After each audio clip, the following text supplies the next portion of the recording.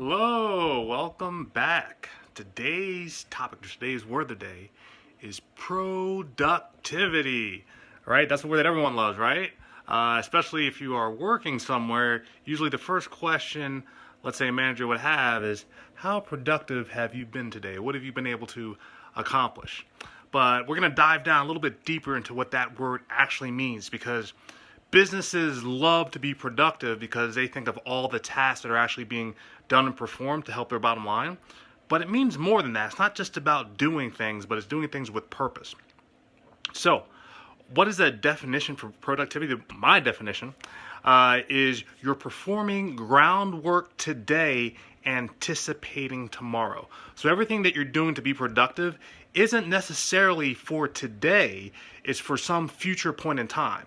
So if you are assigned a series of tasks, or let's say have a big project that's due, and you have a deadline, everything that you're doing to accomplish that task is being productive.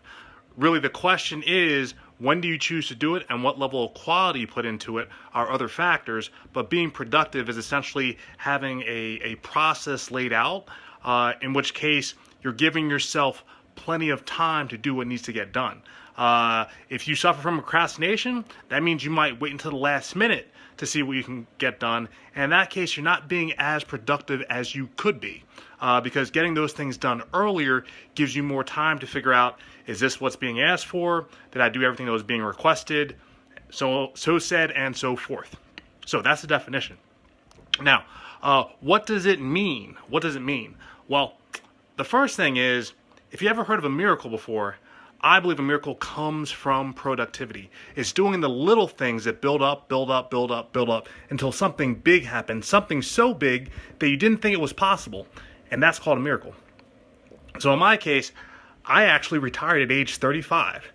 That was not something that was in my plan, and it was something I was forced into. However, I look back at that date and I see that as a miracle because I never thought that my work career would have stopped at that point. And when I say work career, I mean a job working for money or a job working for someone else. So with that, that's a miracle. But how did it even happen in the first place? It's not just as though it just landed on my plate and all of a sudden it's like, boom, you're set. You know, the rest of your life is going to be retirement. No, didn't look at it that way, right? Looked at it as a challenge. Getting laid off from a job, that is a challenge, right? I never really looked at it as an opportunity, but it was a huge opportunity. And I had to become incredibly productive in order to make that happen, or in order to actually survive that. So, why are you even listening to me right now when it comes to productivity? Because I'm in the top 1% on Todoist in regards to productivity. Top 1%. Now, that's a pretty big thing. Now, what did I actually have to do that? Well, I'll tell you a little bit about what I do on a regular basis. Each day, I complete an average of 18 tasks per day. That equates to about 126 tasks per week and 560 tasks per month. Now, when I do these things, they are very specific. A task actually has a description, and when it actually gets completed, there's something identifying that a task was completed. And I actually go through my list, and I check those things off every time something gets done. So having a process of what you actually have to do is incredibly important. Now, along with that, of all the tasks that I actually accomplish, 15% of my tasks are top priority.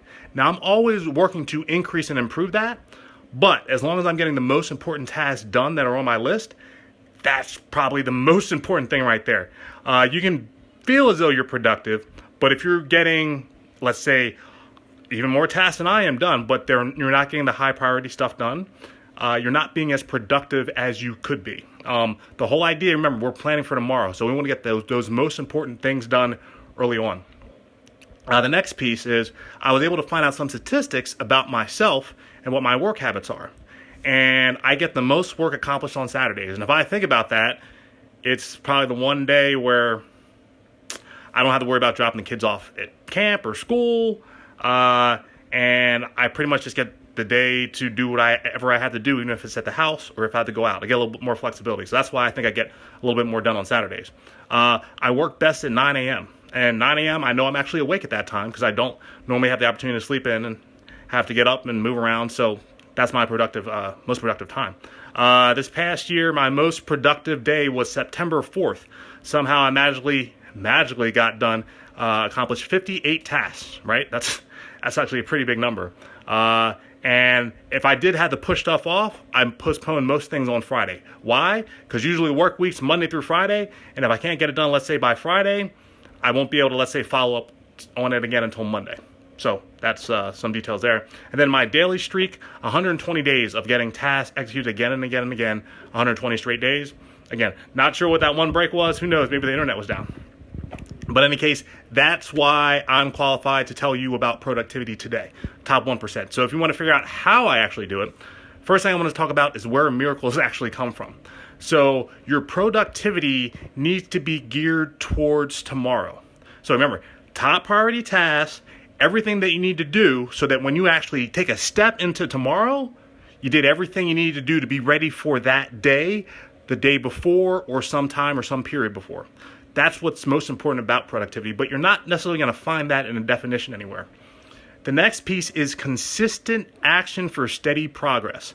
If you have a big task, you take it down into smaller chunks. Productivity is all about those smaller chunks. It's not about doing anything and everything that you can in the moment. It's about having a game plan and knowing how you're going to proceed with that. So remember, steady, consistent progress. Super important there. And it requires balance and timing. Sometimes to be productive, you have to do the right things at the right time. And so this is especially important, my wife, I'm sure, can tell you, when she's actually cooking, when she's baking. Certain things have to be done at certain times in order for the final result to come out delicious, right? And as a baker, she understands it much better than I do, because she's the cook in the family. She understands much better than I do the timing that's required when she's putting a recipe together. She knows what things have to come together, how long something needs to set for it to rise or for it to get to a state that it needs to be in, so that when it gets cooked, it has the outcome or the result that you're actually looking for. So that's why that's so important. And something to think about with that is, even if you feel as though you're productive, are you busy just for the state of being busy? So you can have a bunch of things on your plate and you get those done, but if those aren't actually getting you closer to your goals, it's kind of just like busy work. And that's you getting good at the wrong things. And so being productive isn't about you getting good at the wrong things. It's about you working towards your goals and getting good at the things that are actually going to provide for you and lay your foundation for the future. So remember that. It's super important. Now, some examples. When I had a job, I can remember being overwhelmed with tasks. I had a do list at work, and odds are you do as well. I had to prioritize at work. And again, what was most important really ranked from what's most important to my employer, then what's most important to my job role or description, and then what was most important to me. So if you see that totem pole in that pecking order, you were essentially always at the bottom, right? You had to address those concerns and issues above you, right? And then the last piece is feedback. And I remember getting feedback one time a year, right? That's when your annual assessment kind of comes around and you have to talk about what a great job you did all year and why you deserve a promotion or a raise, right? But you get to do that once a year. And so usually if you get feedback, it's usually feedback of you're not doing what you're supposed to do. And if that's happening, someone's rearing up to, kick you in your behind in order to kick you out the door. So that's a completely different environment than what I'm actually talking about as far as how you can be the most productive. The biggest piece there is everything needs to be in alignment. Alignment is taking in consideration what your goals actually are, not essentially what the world essentially wants from you, but what you actually want from the world and what you're willing to do in order to get it, right? And so when those are in alignment, when your goals are in alignment with what you're doing in your task list, you're going to be so much more productive. I can't even tell you that. But the same rules apply in regards to you're going to have tasks, you're going to have to prioritize those tasks, and you're going to have to understand and incorporate feedback.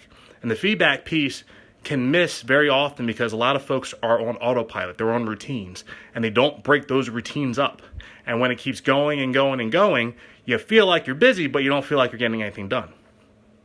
So that's the challenge with that. Now, I've been in a number of different environments, and I realized that became the most productive, not when I was in school and not when I worked for someone else, but when I actually became an entrepreneur. When I essentially had to make decisions for myself, for my best interest, and I had to take everything in the world around me and put stuff together, that's when I became the most productive.